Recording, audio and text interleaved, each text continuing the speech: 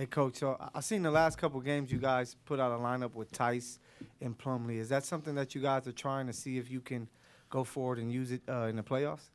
I think just with bodies being out, that's something that we had to go to more than, just experiencing with it. Hey, Coach, I wanted to ask about Kai Jones. He had mentioned that Lawrence Frank had spoke about long-term development. How is it important for a guy like that to be with an organization like the Clippers that focuses on long-term development? I think just, you have somebody at this stage of his career, young, and just really, really just an incredible athlete that has a ton of talent. And I think just with our player development and our staff, just really trying to develop him to his strengths.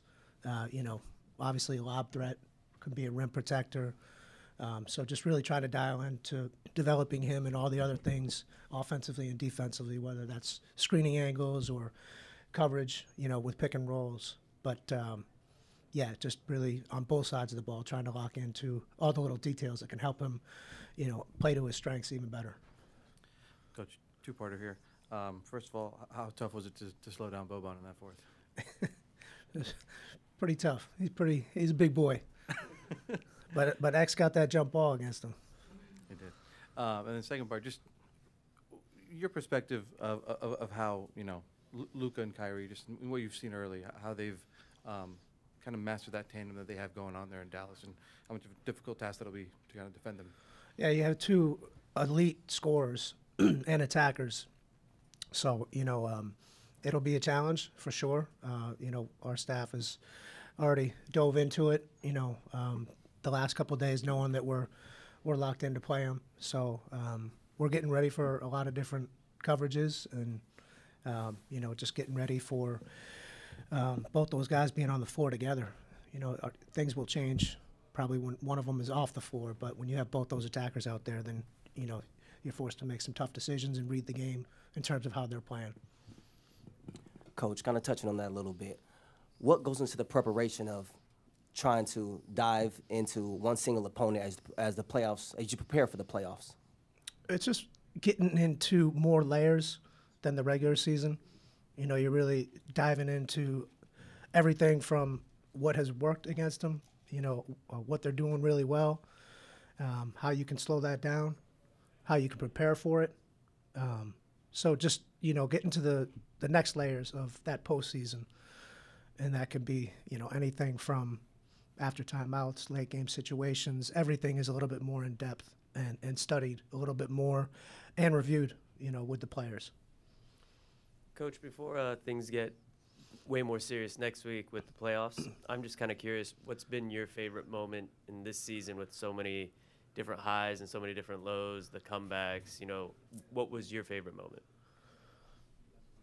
Personally, I think when we made the changes with our team and we struggled, and seeing us stay together and then hit that stretch of 26-5, I think it was, that to me was resiliency, from a team perspective, and then just seeing that whole process come together and seeing the guys come together, everything from Ty and the coaching staff to go through that process to try to figure it out. And, seeing where we're at now, I think that beginning process, those 31 games, that probably would be my favorite part of the season. Coach, Brandon Boston Jr. have right here. Mm-hmm. Coach, Brandon Boston Jr. have 4 steals today, including an inbounds pass. What makes him so adept at thievery? Instincts. I mean, I think he's an instinctual player. Defensively, he can read passing lanes, be disruptive, and I think he did that tonight. Dan, what are the challenges that present itself facing a playoff opponent that you've seen recently and having to see them again? In terms of the postseason? Yeah, in terms of the post, like preparing for a team that you've seen who also knows what you guys tend to like to do. I think those chess pieces have moved a little bit already, where when you have teams that haven't seen each other in the postseason recently, everything can be a little new. Those first couple games, I think both teams will be a little bit more prepared and maybe a little bit further ahead than some of these other first-round opponents because of that, recent pass with them in the playoffs.